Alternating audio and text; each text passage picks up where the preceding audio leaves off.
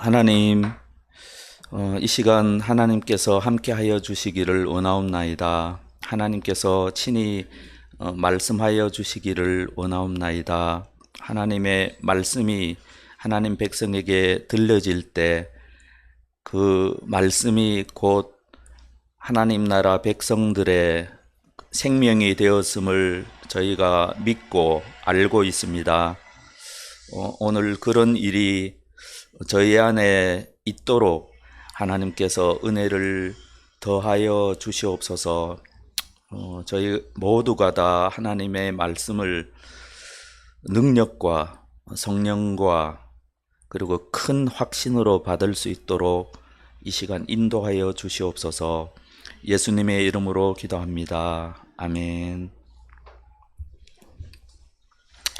네, 원칙이 무너지면 삶이 무너진다라는 말이 있습니다. 누구나 삶의 원칙이 있죠. 우리 그리스도인도 마찬가지라고 생각합니다. 특별히 그 신앙의 원칙이 흔들리면 그리스도인으로서의 우리 삶도 흔들리게 마련입니다. 우리의 신앙의 원칙이 무엇입니까? 우리 신앙의 원칙은 무엇을 기초로 하고 있습니까? 오늘 본문 말씀에서 예수님께서는 우리 그리스도인의 신앙의 원칙이 다름 아닌 율법이나 선지자를 기반으로 해야 한다, 이렇게 말씀하십니다. 제가 읽겠습니다. 다 함께 읽겠습니다. 시작. 내가 율법이나 예언자들의 말을 폐하러 온 줄로 생각하지 말아라. 폐하러 온 것이 아니라 완성하러 왔다. 내가 먼저 너희에게 말한다. 천지가 없어지기 전에는 율법은 1.1획도 없어지지 않고 다 이루어질 것이다. 예, 우선 내가 율법이나 예언자들의 말을 폐하러 온 줄로 생각하지 말아라라고 하셨습니다. 여기서 우리가 알아야 될 것은 율법이나 예언자들의 말이라는 이 예수님의 표현은 신약 성경 전체에서 구약 성경을 이야기하는 겁니다. 그냥 간단하게 그렇게 이해하시면 됩니다. 설교 원고에는 많은 구절을 적어두었는데 여기서 한 가지 예만 들겠습니다. 율법이나 예언자들의 말이라는 것은 구약 성경을 의미합니다. 요한복음 1장 45절에 보면 빌립이 나다나엘을 찾아가서 예수님에 대해서 이렇게 말합니다. 빌립이 나다나엘을 찾아가서 이렇게 말합니다. 내가 모세의 율법서와 예언자들의 글에 기록되어 있는 분을 만났다. 곧 유대인들이 가졌던 구약 성경, 우리의 입장에서 보면 구약 성경이죠. 그것이 율법서와 예언자, 혹은 율법과 예언, 혹은 모세의 율법서와 예언자들의 글, 예수님의 표현으로 말씀드리면 율법이나 예언자들의 말, 곧 구약 성경을 의미하는 겁니다. 이걸 분명히 아셔야 되고요. 그리고 여기 본문 말씀을 보면 우리 주님이 이렇게 말씀하시죠. 내가 율법이나 예언자들의 말을 폐하러 온 줄로 생각하지 말아라. 폐하러 온 것이 아니라 완성하러 왔다라고 말씀하셨습니다. 즉 주님이 이렇게 말씀하시는 거죠. 나는 구약 성경을 없애려고 온 것이 아니라 구약 성경을 완성하려고 왔다. 이렇게 지금 주님께서 말씀하시는 것입니다. 예수님이 왜 이렇게 말씀하셨겠습니까?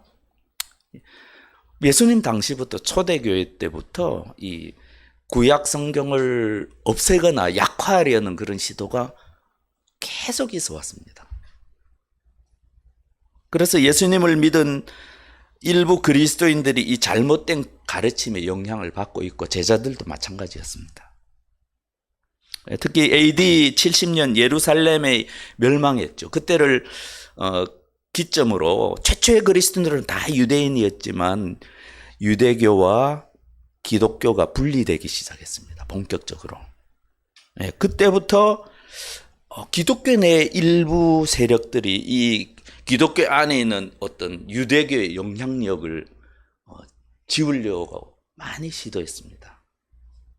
그래서 어떤 사람들은 아예 구약 성경 자체를 인정하지 않는 사람들도 있습니다. 그리고 신약 성경 중에서 유대교의 영향력이 좀 강하다고 일반적으로 인정되는 문서를 무시했습니다. 어떤 사람은 더 나아갔습니다. 그래서 사도 바울의 글만을 기독교의 기초 원칙으로 삼아야 된다. 이렇게 주장하는 사람들까지 나왔습니다. 이런 사람들 중 극단적인 일부는 이단이 되어서 마르시온 같은 사람은 이단이 되어버렸습니다. 근데 알게 모르게 오늘날에도 어떤 구약 성경의 영향력을 무시하거나 약화하거나 심지어는 없애려는 시도가 아직까지도 있습니다. 예를 들어서 율법이 현대 사회와 좀 맞지 않다 이렇게 주장하는 주장이 너무 많죠. 또 대다수의 인본주의자들은 구약 성경에 잔인한 전쟁이나 학살 같은 게 나오지 않습니까? 혹은 현대인의 관점으로 보면 윤리적으로 문제가 있는 부분들, 그 부분을 예를 들면서 기독교 전체를 비판하는 그런 경향도 많이 있습니다. 일부 진보적인 그리스도인들 가운데서는 이 구약 성경을 좀 의도적으로 무시하고 이 신약 성경의 일부만 강조하는 그런 경향이 설교자들 가운데도 분명히 있습니다. 이단은 아니더라도 구약 성경에 대한 예수님의 가르침과 반대되는 가르침이 오늘 예수님이 말씀하신 것과 좀 다른 가르침이 이 우리 보수적인 복음주의적인 기독교 내에도 있습니다. 그런 사람들은 예수님의 교훈과 사도 바울의 교훈이 뭔가 차이가 있는 것처럼 이야기합니다. 차이가 있다. 그래서 또 좀 더 나간 사람들은 예수의 기독교, 바울의 기독교라는 말을 드러내놓고 사용하기도 합니다. 책들을 읽어보면 그런 것들이 실제로 나옵니다. 예수의 기독교는 율법을 중시하는 구약적인 기독교고, 바울의 기독교는 은혜를 강조하는 뭔가 신약적인 기독교라는 말이죠. 그래서 어떤 사람들은, 이런 사람들은 정말 많은데요, 구약은 율법의 프레임으로 보고 신약은 은혜의 프레임으로 보고, 이런 거는 뭐 굉장히 생각보다 많습니다. 또 어떤 사람들은 바울의 저작들을 의도적으로 무시합니다. 그래서 오히려 그 반대로 복음서와 야고보서 등 겉으로는 유대인으로서의 예수님의 가르침, 역사적인 예수님의 그 가르침이 그나마 그들 생각으로 많이 담겨 있다고 생각하는 문서는 좀 높이는 경향이 있습니다. 저는 이 구약 성경과 율법을 약화하려는 것은 그런 경향, 우리 안에도 그런 경향이 있을 수 있죠. 그런 경향은 이 예수님의 가르침과는 전적으로 대치되는 것이고, 심지어는 저는 마귀의 시도다, 이렇게 주장을 하려고 합니다. 그래서 우리는 이 구약 성경에 대해서 어떻게 대해야 됩니까? 구약 성경 훨씬 많지 않습니까? 귀를 활짝 열고 오늘 예수님의 말씀을 들어야 됩니다. 내가 율법이나 예언자들의 말을 폐하러 온 줄로 생각하지 말아라. 폐하러 온 것이 아니라 완성하러 왔다. 예수님은 지금 이 교회사적으로 보면 기독교 신앙의 대원칙을 미리 말씀하셨습니다. 그것은 구약 성경이 신약 성경의 기초라는 것입니다. 그래서 누구도 예수님을 믿는 자들은 구약 성경의 가르침을 약화해서는 안 된다라고 지금 말씀하시는 것입니다. 그래요, 예수님은 신구약 성경 전체가 우리 신앙의 기초가 되어야 될 것을 미리 이렇게 말씀해 주신 것입니다. 구약 성경이 우리의 신앙의 가장 기본이고 가장 기초적인 부분이다. 그렇게 지금 대원칙을 선언하고 계시는 것입니다. 그래서 저는 이제 여러분 성경을 열심히 읽지 않습니까? 뭐 1년에 1독을 목표로 하기도 하고, 그 연초에 되면 우리가 다 계획을 세우지 않습니까? 읽으려고 노력은 하죠. 잘한데도. 그런데 그 성경을 읽을 때, 그래서 성경 읽기 표를 꼭 사용하셔야 됩니다. 왜냐하면 성경 읽기 표를 사용하지 않으면 자기도 모르게 성경의 일부만 계속 보게 됩니다. 실제로 그렇거든요.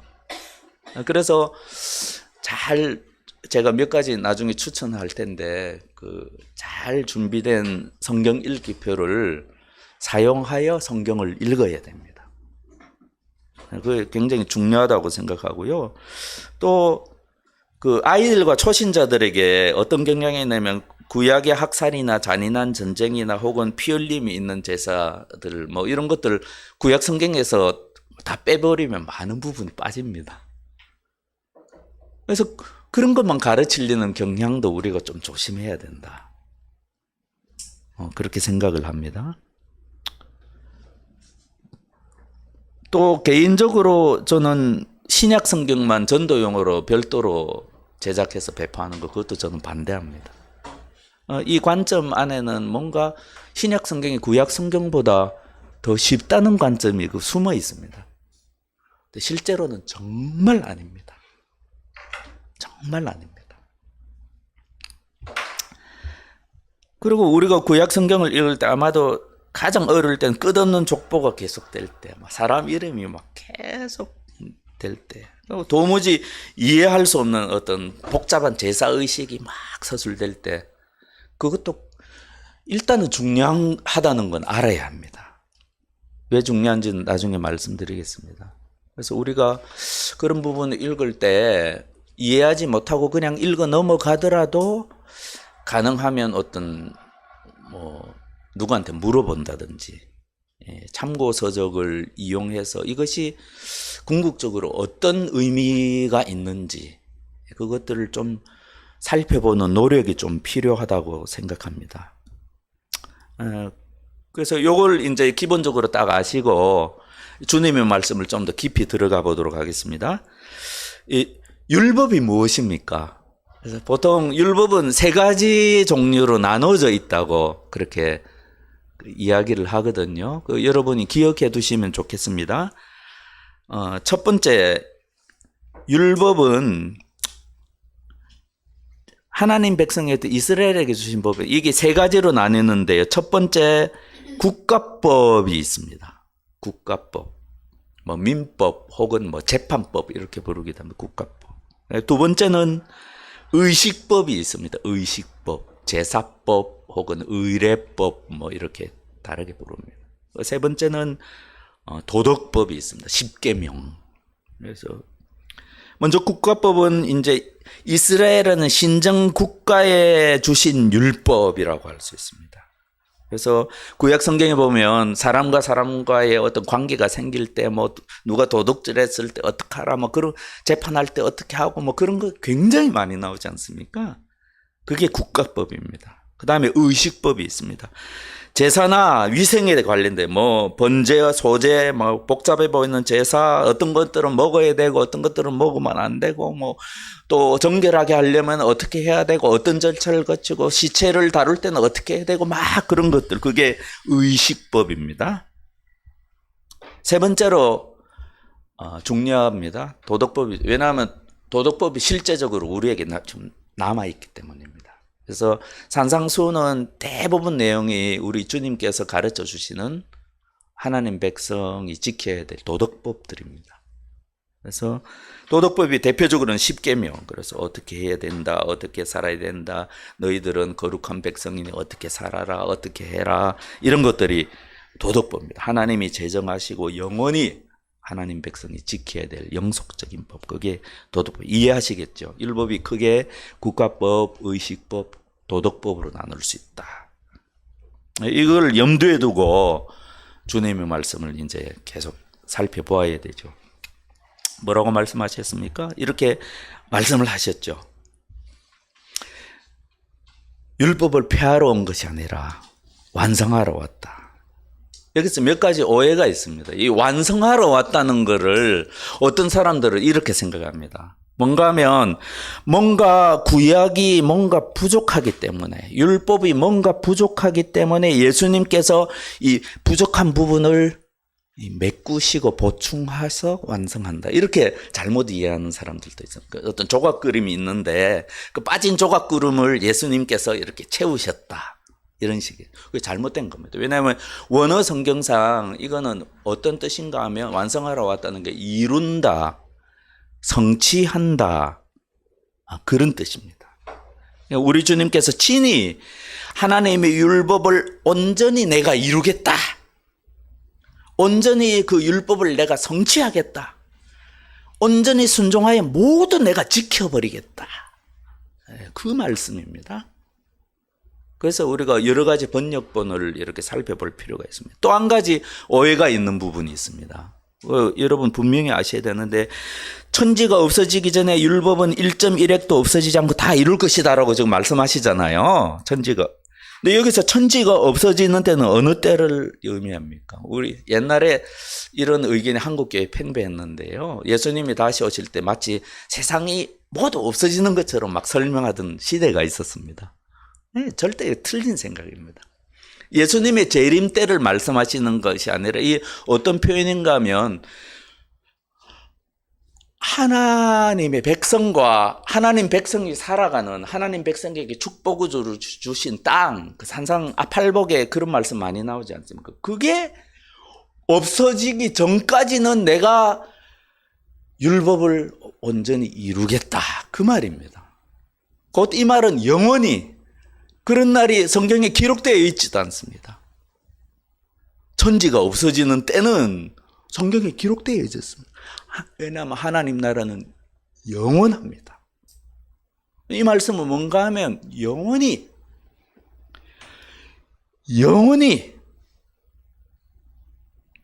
다 이루어진다. 그렇게 지금 말씀하고 계시는 겁니다. 조금 이해가 되시죠? 주님이 선언하시는 겁니다.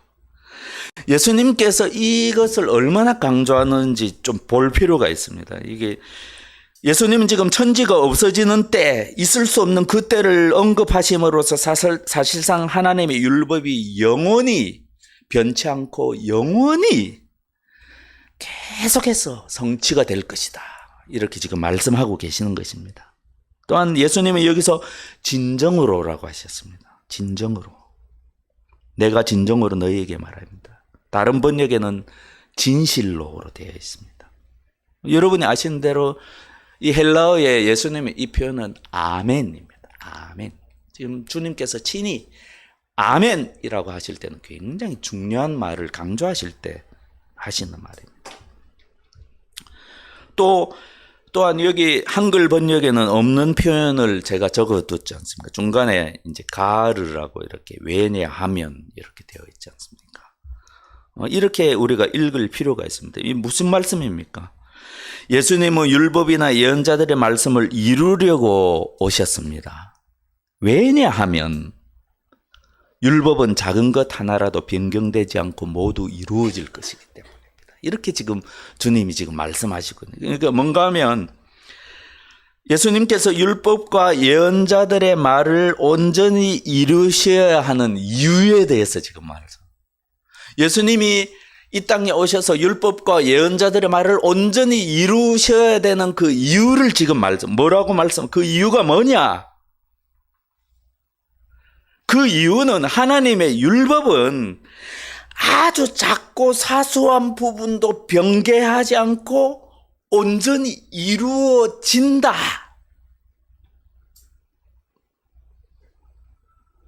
그 예수님의 선언이죠. 그래서 내가 와서 그 율법을 온전히 이룬다라고 지금 말씀하고 계신 그 뉘앙스의 차이를 아시겠습니까? 일단은 예수님이 극히 하나님의 백성에게 이 산상수훈의 말씀을 듣는 모든 하나님의 백성들에게 이 말씀을 강조하고 있다. 이 말씀이 오늘 말씀이 굉장히 산상수훈 전체의 기초가 되고 우리 신앙의 원칙에 있어서도 굉장히 중요한 말씀입니다. 대충 넘어갈 그런 말씀이 아닙니다. 주님의 절대적인 선언입니다. 하늘과 땅의 모든 권세를 가지신 주님께서 아멘 하시고 이 말씀에 도장을 찍으셨습니다.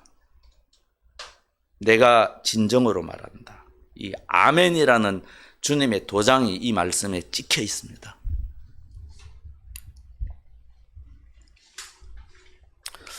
우리가 예언을 많이 읽지 않습니까? 이런 성경을 읽다 보면 예언과 관련된 보면 굉장히 많습니다. 유대인들은 역사서의 일부도 예언이라고 생각을 했습니다. 그리고 모든 시편을 예언으로 생각했습니다. 그래서 신약 그 사도들의 그 글들을 보면 이 시편을 예언의 일부로 막 인용을 하지 않습니까? 그 전통입니다. 이 예언이 어떻습니까? 이 우리가 구약 성경의 그 예언과 관련된 부분의 의미를 알면 알수록 그게 나에게 은혜가 됩니다. 큰 힘이 됩니다. 왜 그렇습니까? 예언의 많은 부분이 예수 그리스도와 관련된 예언이고 그것이 문짝 그대로 성취가 됐기 때문입니다. 그리고 남겨진 예언들이 있습니다.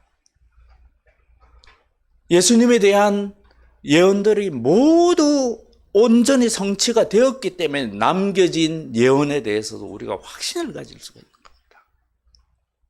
그래서 예언의 의미를 잘 보고 읽으면 우리에게 큰 은혜가 됩니다. 이사야서 53장 같은 예언을 생각해 보십시오. 이사야서 이해가 안 돼도 53장 읽을 때는 한 구절 한 구절이 다 은혜가 되지 않습니까? 예수님의 인품, 그리고 십자가 사역의 구체적인 측면들을 다 예언해 놓으셨지 않습니까?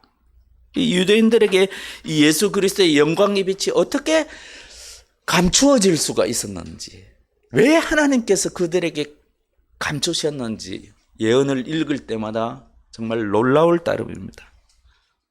우리가 날이 가면 갈수록, 그리고 우리 나이가 들면 들수록 이 구약 성경에 기록하신 하나님의 말씀들과 옛 성도들의 증언, 이 구약 성경이 정말로 복음과 다름없는 하나님의 큰 권위로 기록된 것이고, 그리고 우리 하나님의 백성을 위해서 기록된 것이고, 그것이 신약에 기록된 예수님의 말씀과 전혀 다름없이 우리에게 큰 은혜됨을 느낄 수 있습니다. 주님의 죽음, 부활과 성천, 그 후에 이방인들에게 일어날 그 일을 보십시오.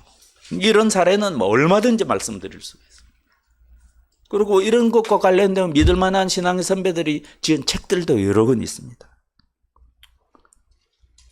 그 예언을 살펴봐서 율법을 봅시다. 율법. 구약 성경에 많이 율법은 어떻습니까?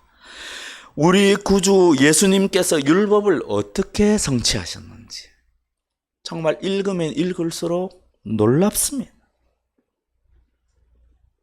때가 차서 하나님께서 당신의 아들을 보내셨습니다. 그래서 여자의 몸에서 나게 하시고 율법 아래에 놓이게 하셨습니다. 갈라디아서 4장 4절의 말씀입니다. 하나님의 아들이 율법 아래에 놓이게 됐습니다. 이 한계가 있는 우리의 지성으로는 이런 말씀의 참 의미를 깨닫기는 너무 힘듭니다. 하지만 영원하신 하나님의 아들이 우리처럼 율법 아래에 놓였습니다. 놀라운 성육신 진리의 영광스러운 단면입니다. 하나님께서 당신의 영원하신 아들을 율법 아래 두시고 그 율법을 순종하게 하신 일보다 율법이 얼마나 중요한지, 구약 성경이 얼마나 중요한지, 그 율법의 그 절대성, 그걸 우리에게 강하게 말씀해 주실 수 있는 그런 사례는 없다고 생각합니다. 그리고 우리 주님께서 율법을 얼마나 철저하게 지키셨는지 한번 읽어봐요. 예수님은 철저한 유대인이고 바리새인이셨습니다. 어떤 면에서요? 우리 주님이야말로 율법의 산 증인이십니다. 율법 그 자체였습니다. 하나님의 법에 절대 순종하셨습니다. 자신만 순종할 뿐 아니라 우리가 산상수훈을 보면 주님을 따르는 제자들에게 절대 순종을 요구하셨습니다. 그걸 알아야 합니다. 그래서 주님께서 십자가에 달리기 전에 보면 사람들은 예수님에게서 율법적으로는 아무런 잘못과 흠을 잡을 수가 없었습니다. 그래서 어떻게 했습니까? 결국은 거짓 고소인, 거짓 증인들을 내세워서 예수님을 고소할 수밖에 없었습니다. 그리고 주님의 순종, 주님의 율법에 대한 철저한 순종이 결국은 성경을 읽어보면 나오죠. 결국은 예수님을 십자가로 이끌고 간 것입니다. 그 율법의 끝에 주님의 십자가가 있습니다. 그것을 우리가 봐야 됩니다. 주님께서는 당신 자신이 아마도 어린 시절부터 하나님께서 율법에 제정하신 죄사함의 제물이 당신이라는 것을 아셨습니다. 처음부터. 그래야 우리 주님께서는 레위기와 신명기 율법 전체에 온전히 순종하신 것입니다. 율법을 온전히 이해하지 못하면요, 예수님의 십자가를 온전히 이해할 수가 없습니다.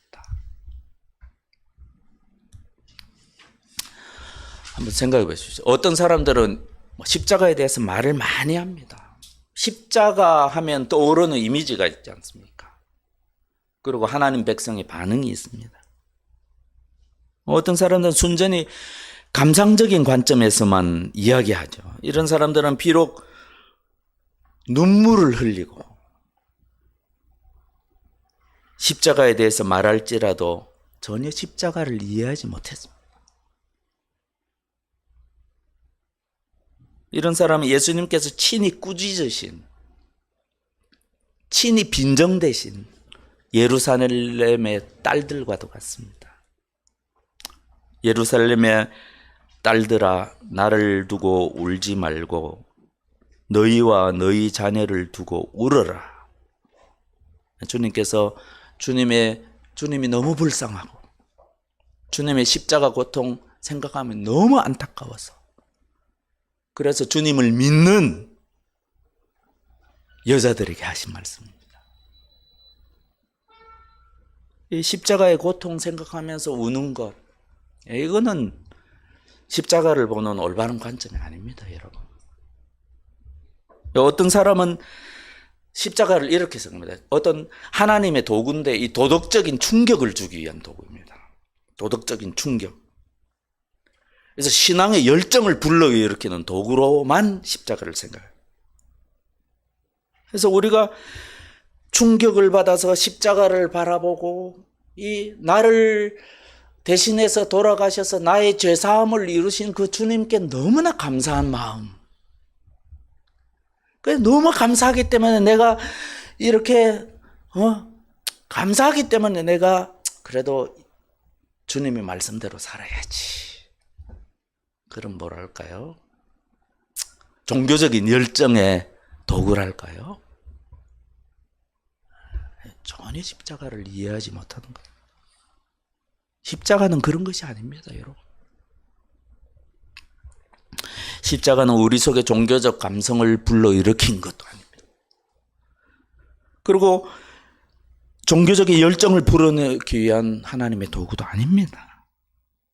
이 주님의 십자가는 오직 율법의 관점으로만 이해할 수 있습니다. 주님은 지금 그것을 말씀하고 계시는 것입니다. 성경은 율법에 대해서 뭐라고 우리에게 이야기해 줍니까? 율법은 죄를 정죄하며 심판합니다. 율법의 기능입니다. 율법이 죄에 대해서 내리는 선고는 무엇입니까? 우리가 아는 대로 죽음입니다. 죄의 삭은 죽음입니다. 우리가 율법을 읽을 때마다 계속해서 느껴지는 것은 무엇입니까? 이 영원하고 거룩한 하나님의 율법이 우리에게 계속해서 말해주는 바는 무엇입니까? 한 가지는 죄는 곧 죽음이라는 것입니다. 죄는 죽음이다. 예수님은 내가 율법이나 예언자들의 말을 폐하러 온 줄로 생각하지 말아라. 폐하러 온 것이 아니라 완성하러 왔다라고 말씀하셨습니다. 율법을 어떻게 이루셨습니까? 살아계실 때 철저하게 순종함으로써 이루셨습니다. 그리고 어떻게 이루셨습니까? 십자가에서 모든 율법의 요구를, 죄의 삭은 사망이라고 말씀하신 그 율법의 요구를 주님께서 십자가상에서 이루신 것입니다.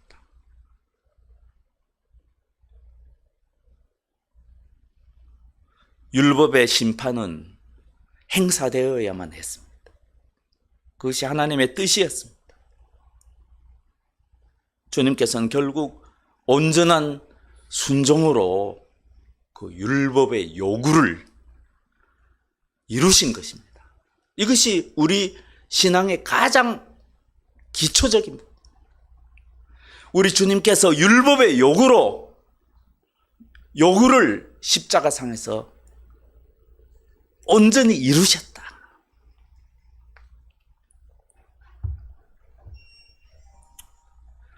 확실하게 말씀드립니다. 이게 다음의 말씀은 저와 여러분의 마음속에 확실하게 담아야 될 하나님의 말씀입니다.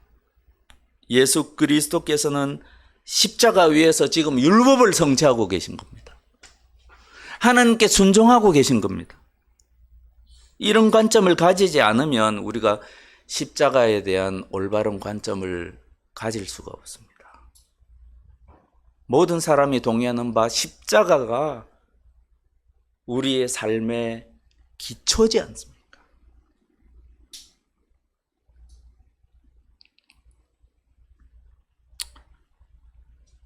주님께서 말씀하신 오늘 본문들을 이 사도들도 하나같이 아멘으로 화답했습니다. 어떻게 화답했는지 가장 중요한 한 구절을 읽어보겠습니다. 여러분이 잘 아시는 구절입니다. 다 함께 읽겠습니다. 그것은 그리스도 예수 안에서 생명을 누리게 하는 성령의 법이 당신을 죄와 죽음의 법에서 해방하여 주었기 때문입니다. 육신으로 말미암아 율법이 미약해져서 해낼 수 없었던 그 일을 하나님께서 해결하였습니다. 곧 하나님께서는 자기의 아들들을 죄된 육신의 죄를 없애려고 그 육신에다 죄의 선고를 내리셨습니다. 그것은 육신을 따라 살지 않고 성령을 따라 사는 우리가 율법이 요구하는 바를 이루게 하시려는 것입니다. 이 말씀이 중요한 이유가 있습니다. 이 말씀은 그리스도께서 이루신, 온전히 완성하신 그 율법이 우리 그리스도인에게 어떻게 적용되는지를 지금 말씀해 주고 있기 때문입니다. 이 율법을 이루신 이 예수님의 사역은 우리 그리스도인에게서 적용이 됩니다. 이 무슨 말씀입니까? 우리 주님께서 율법의 의를 온전히 성취하셨습니다. 그리고 이 말씀은 어떻습니까?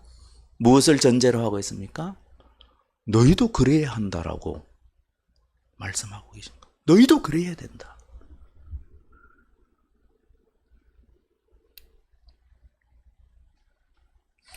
이것이 앞으로 살펴볼 산상수훈 말씀의 기초입니다. 서론입니다. 우리는 이렇게 물을 수가 있습니다. 어떻게 인간이, 어떻게 우리 그리스도인이 율법이 요구하는 바를 이룰 수가 있습니까? 여러분, 이 말씀을 잘 보십시오. 성령입니다. 성령입니다. 하나님께서는 믿는 자에게 성령을 주십니다. 왜 주십니까? 우리도 예수님처럼 율법의 요구를 이룰 수 있게 하기 위해서 성령을 주셨습니다. 그러므로 하늘에 계신 너희 아버지의 온전하심과 같이 너희도 온전하라, 바로 이것입니다. 이것이 우리를 위한, 하나님 백성을 위한 하나님의 큰 그림입니다.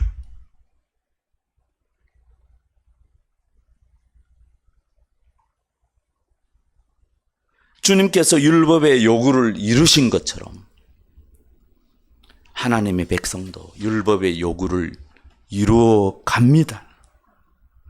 어떻게 이런 일이 가능합니까? 사도는 이 로마서 8장 전체를 통해서 아주 자세하게 설명하고 계십니다. 이 본문을 한번 다시 천천히 제가 읽어보겠습니다. 그것은 그리스도 예수 안에서 생명을 누리게 하는 성령의 법이 당신을 죄와 죽음의 법에서 해방하여 주었기 때문입니다. 육신으로 말미암아 율법이 미약해져서 해낼 수 없었던 그 일을 하나님께서 해결하였습니다. 곧 하나님께서는 자기의 아들을 죄된 육신을 지닌 모습으로 보내셔서 죄를 없애려고 그 육신에다 죄의 선고를 내리셨습니다. 그것은 육신을 따라 살지 않고 성령을 따라 사는 우리가 율법이 요구하는 바를 이루게 하시려는 것입니다. 전적으로 하나님이 하시는 놀라운 기적입니다. 하지만 주님께서 십자가상에서 영단번에 이루신 그 기적처럼 마법적인 순간적인 기적이 아닙니다. 우리 그리스도인이 율법의 요구를 이루기 위해서는 절차와 과정이 필요합니다. 이 말씀의 키워드가 무엇입니까? 성령입니다. 율법이 요구하는 바를 이루게 하시려는 것입니다. 그리고 이 말씀에는 조건이 달려있죠. 어떤 조건입니까? 육신을 따라 살지 않고 성령을 따라 사는 우리가, 이것이 조건입니다. 이것이 예수님처럼 우리 그리스도인도 하나님의 법이 요구하는 바를 이루게 하시는 하나님의 방법입니다. 로마서 8장 7절에 보면 이런 말씀이 나오죠. 기억하실 것입니다. 육신에 속한 생각은 하나님께 품는 적대감이다. 로마서 8장 7절입니다. 육신에 속한 생각은 하나님의 법을 따르지도 않습니다. 따를 생각도 없습니다. 욕망도 없습니다. 또 복종할 수도 없습니다. 하지만 성령을 받은 우리 그리스도인은 그렇지 않다 라고 그렇게 사도 바울이 지금 말씀하고 계시는 것입니다. 우리는 이미 하나님과 화해하였고, 그렇기 때문에 성령을 받은 거듭난 그리스도인은 하나님에 대한 적대감이 전혀 없습니다. 하나님에 대한 적대감이 전혀 없다니까요. 그래서 성령을 따라 사는 그리스도인은 하나님의 법을 따르며 복종합니다. 복종하기를 원하고 성령께서 도우십니다. 하나님의 법을 사랑합니다. 하나님의 법은 다름 아니라 하나님의 뜻이기 때문에 하나님이 원하시는 것, 그것을 알기를 소망하고 그 법을 사랑합니다. 그래서 결과적으로 어떻게 되어져 가고 어떻게 됩니까? 우리가 성령을 따라 살 때 율법이 요구하는 바를 우리도 이루어가는 것입니다. 이것이 하나님의 플랜입니다. 모든 그리스도인은 하나님의 이 거대한 플랜 안에 있습니다. 그걸 우리는 알아야 합니다. 하나님께서 뭐라고 예언하셨습니까? 그때가 오면 내가 이스라엘 가문과 유다 가문에 새 언약을 세우겠다. 나 주의 말이다. 이것은 내가 그들의 조상의 손을 붙잡고 이집트 땅에서 데리고 나오던 때와 세운 언약과는 다른 것이다. 내가 그들의 남편이 되어서도 그들은 나의 언약을 깨트려 버렸다. 나 주의 말이다. 그러나 그 시절이 지난 뒤에 내가 이스라엘 가문과 언약을 세울 것이니 나는 나의 율법을 그들의 가슴 속에 넣어주며 그들의 마음판에 새겨 기록하여 나는 그들의 하나님이 되고 그들은 나의 백성이 될 것이다. 나 주의 말이다. 아멘. 아멘. 이 예언자의 말이 온전히 이루어진 것입니다. 왜 사도 바울이 그러나 하나님의 영이 여러분 안에 살아계시면 여러분은 육신 안에 있지 않고 성령 안에 있습니다. 누구든지 그리스도의 영이 없으면 그리스도의 사람입니다. 라고 말하며 율법을 어긴 그런 성도들을 향해서 경고하는 그런 말씀을 하셨는지 여러분 이해가 되시죠? 바로 이것입니다. 성령을 따라 행하는 것입니다. 성령을 따라 행하는 것. 이것이 성화의 키워드이고 구원의 키워드이고 오늘 본문 말씀과 관련된 우리 주님의 말씀의 키워드입니다. 하나님의 거룩한 율법의 요구를 이루는 것. 어떻게 이룰 수 있는가? 그것이 우리 신앙의 가장 중요한 문제입니다. 사랑하는 하늘시학교의 형제자매 여러분, 예수님이 모든 율법을 이루셨습니다. 그렇죠? 하지만 우리에게는 아직 남아있는 율법이 있습니다. 없으면 좋을 뻔했는데 안타깝게도 있습니다. 우리에게 남아있습니다. 사도 바울이 그걸 지금 말씀하시고 계신 것이고, 그리고 예수님께서 산상순을 통해서 계속 그것을 말씀하실 것입니다. 어떤 것이 이루어졌고 어떤 것이 아직 우리에게 남아있습니까? 또 공부를 해보겠습니다. 간단하게 정리를 해볼게요. 아까 국가법이 있었죠. 먼저 의식법을 말하겠습니다. 의식법. 레위기 등에 나타나는 복잡한 의식법. 예수 그리스도 안에서 모두 이루어졌습니다. 그래서 우리가 지킬 필요가 전혀 없는 겁니다. 이 구약 성경의 모든 의식법은 지킬 필요가 없습니다. 하나도 지킬 필요가 없습니다. 성전의 휘장은 예수님의 십자가에서 죽으실 때 둘로 찢어졌습니다. 그 하나님의 심판으로 예루살렘 이 구약의 그 레위기 율법에 기록된 모든 성전의 집기들이 다 파괴되었습니다. 이 레위기 율법을 온전하게 이해하지 못한 그래서 히브리서를 이해하기가 힘듭니다.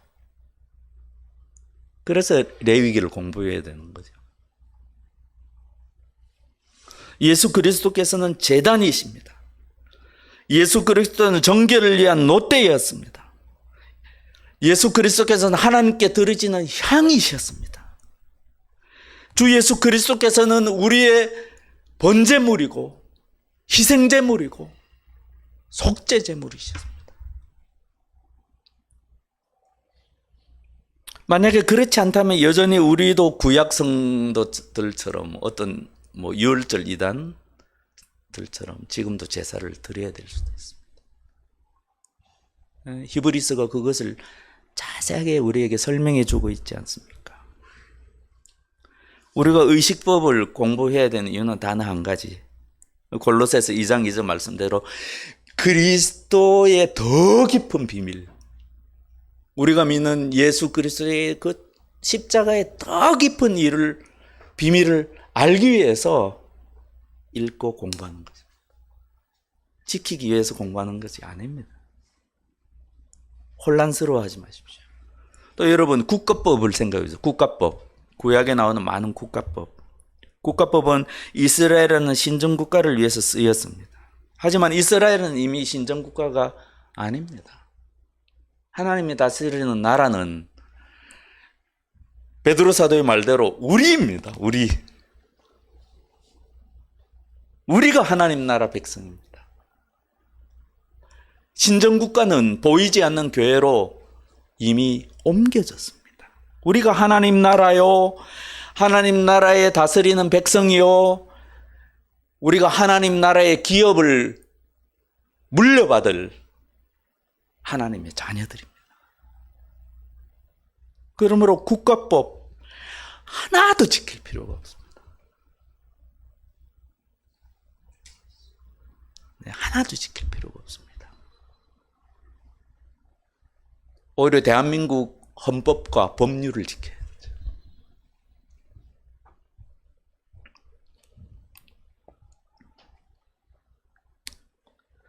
이제 우리에게 남은 것은 도덕법뿐입니다. 네, 그것만 아시면 되겠습니다. 도덕법은 남아 있습니다. 그래서 주님께서 계속 산상수훈 말씀을 통해서 그 도덕법을 주로 말씀하실 것입니다. 그래서 사랑하는 하늘시아 교회 형제자매 여러분, 우리도 예수님처럼 그리고 우리 믿음의 선배들처럼 하나님의 법을 사랑해야 하겠습니다. 우리 믿음의 선배들의 고백이 있지 않습니까? 우리 구약 성경과 시편에 이런 말씀이 얼마나 많이 나옵니까? 이것이 우리의 고백이 되도록 합시다. 여호와를 경외하는 도는 정결하여 영원까지 이르고 여호와의 법도 진실하여 다 의로우니 금 곧 많은 순금보다 더 사모할 것이며 꿀과 송일꿀보다 더 달도다. 이것이 하나님 백성의 고백입니다. 또 사랑하는 하늘시아 교회 형제자매 여러분, 하나님은 주 예수를 믿는, 주 예수 그리스도를 믿는 모든 사람에게 성령을 주셨습니다. 그러므로 우리가, 내가 그리스도인이라면, 그리스도의 이름을 가진 그리스도인이라면 성령을 따라 살아갑시다. 날마다, 항상 성령을 쫓아 행합시다. 성령을 쫓아 행합시다. 내 육신의 소리를 듣지 맙시다. 성령의 음성을 듣고 그 음성에만 순종합시다. 이 세상의 소리도 듣지 맙시다. 오직 내 안에 성령 하나님께서 말씀하시는 그 말씀만 들으면 됩니다. 그리고 오늘 우리가 말씀을 자세히 살펴보았지 않습니까? 하나님은 이미 하나님 백성에게 하나님의 법을 지킬 수 있는 능력을 이미 주셨습니다.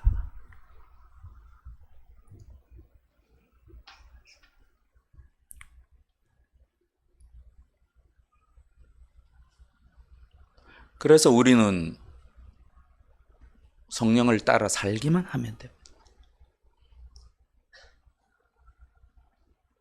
주님의 계명은 그렇게 무거운 짐이 아닙니다.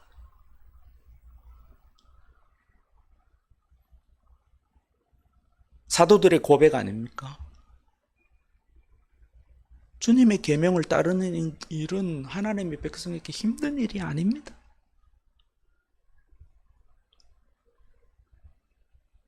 이 사실을 잊어서는 안 됩니다.